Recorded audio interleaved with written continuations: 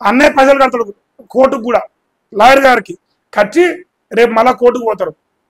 రేపు మాకు ఆర్డినెన్స్ వస్తుంది, బీసీలకు 42% రిజర్వేషన్ స్థానిక సంస్థల ఎన్నికల్లో కాంగ్రెస్ పార్టీ ప్రకటిస్తుంది. కానీ రిజర్వేషన్ పార్టీ పరంగిస్తుంది ఫైనల్గా. ఎట్లా అంటే ఇప్పుడు ఆ రిజర్వేషన్ సంబంధించి ఆర్డినెన్స్ ఇవ్వగానే ఇదే మారెడ్డి మళ్ళీ కోర్టుకు పోతాడు.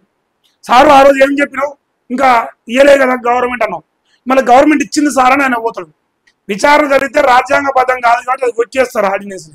ఆర్డినెన్స్ కొట్టేసాక మరి ఎలక్షన్ షెడ్యూల్ ఫైనల్ అయిపోతుంది, నోటిఫికేషన్ ఇస్తారు కదా. మరి అప్పుడు ఎట్లా మహేష్ ఎలక్షన్స్ అంటే ఏం చెప్తాడు, పార్టీ పరంగా మేము ఇస్తాం. ఓ బీఆర్ఎస్ పార్టీ వాడు ఆ బీజేపీ పార్టీ వాడు ఇద్దరు దొంగలు, ఇద్దరు లంగలు, వాళ్ళిద్దరు కలిసి కొన్ని ప్రమాణించిన మావిరెడ్డిని, ఆయన పోయి కేసు పెట్టిండు. మేము నిజంగా బీసీలకు న్యాయం చేయాలనుకునే బీసీ ముఖ్యమంత్రి, బీసీ మంత్రులం, బీసీ ఎమ్మెల్యేలం, బీసీ ఎంపీలో ఉన్నాం. సో మా పార్టీ బీసీల పార్టీ కాబట్టి మేము బీసీలకు అన్యాయం చేయొద్దు అనుకునే ఉద్దేశంతో పార్టీ పరంగా సర్పంచులు, ఎంపీలు, జడ్పీలు ఇస్తాం అని చెప్తారు.